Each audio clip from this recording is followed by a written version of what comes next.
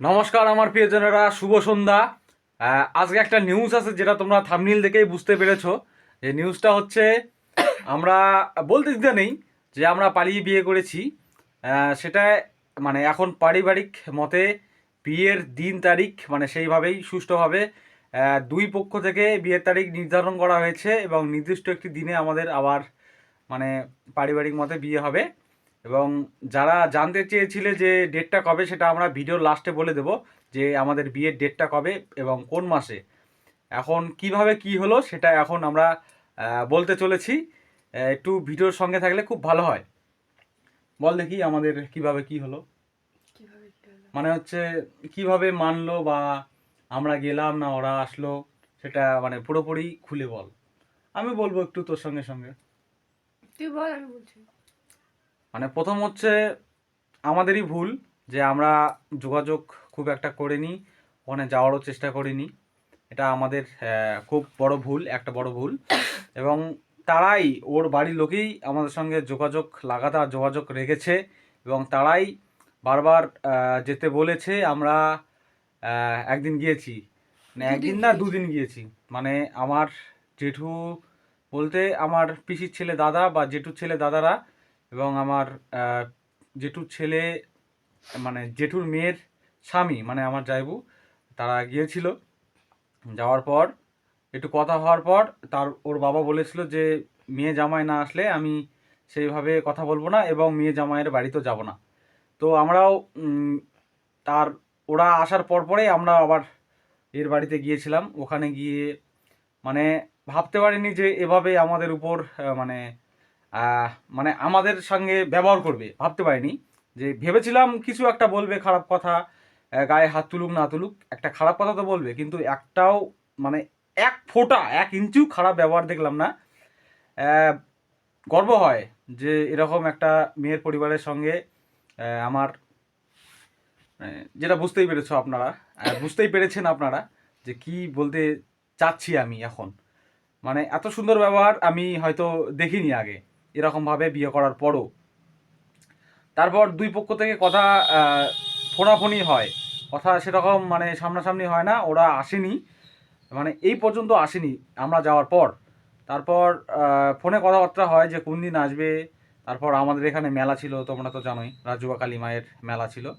তারপর মেলার পর এই কালকে না পরশু দিন, সোমবার। সোমবারে, আজকে তো বুধবার, সোমবারের দিকে ওর বাবা আর মামা তারপর পিসে মশাই ওরা হ্যাঁ 7-8 জন, জেঠু 7-8 জন এসেছিল আমাদের বাড়ি। বাড়ি এসে একদম পুরোপুরিভাবে খোলাখুলি একদম কথাবার্তা হয়েছে। তারাও বিয়ে দিতে রাজি আমাদের।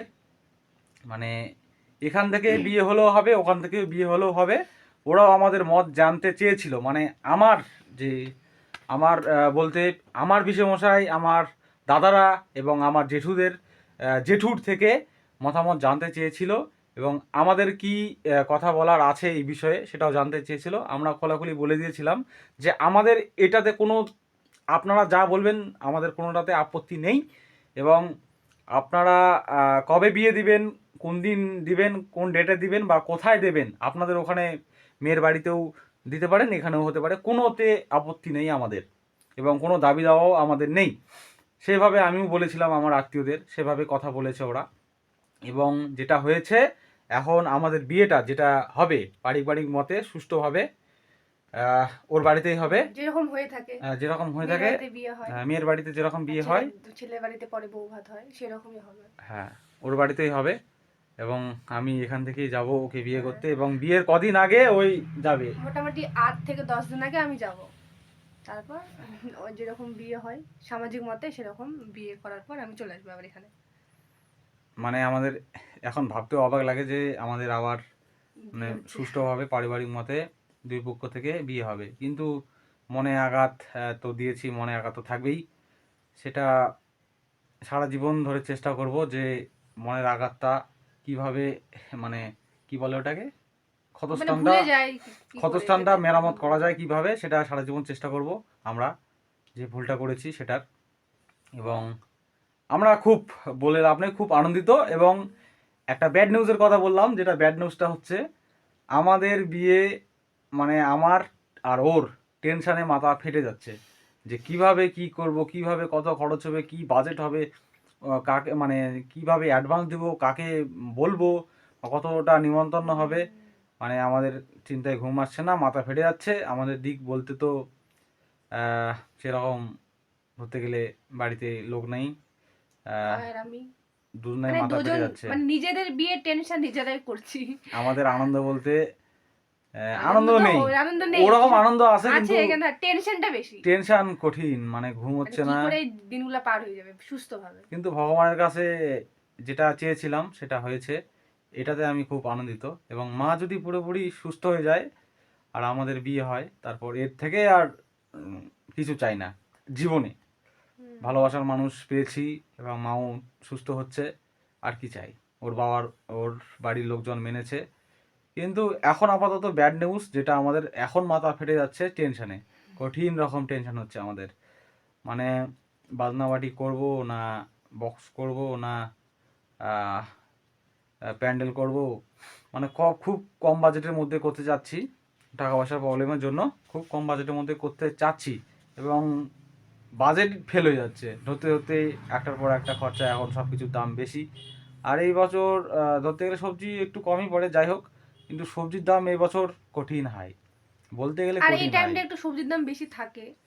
থাকে না, এই টাইমটা কমে যায়, কারণ এই টাইমটা সবজি বেশি ওঠে। কিন্তু এই বছরে দেখছি সবজির দাম একদম মারাত্মক হাই লেভেলের। শুধুমাত্র সবজির দাম না, এ টু জেড আমাদের গ্রামের দিকে একটু কম ছিল হয়তো 1-2 বছর আগে, কিন্তু 1-2 বছরের মধ্যে একদম সব কিছুর দাম বেড়ে একদম হাই হয়ে গেছে।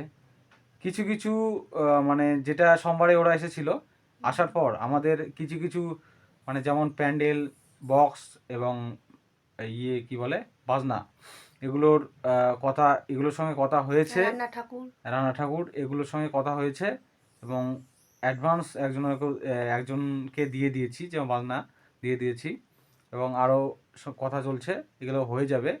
কিন্তু মানে টেনশন মাথা থেকে কমছে না, একদমই মানে মাথা ফেটে যাচ্ছে আমাদের।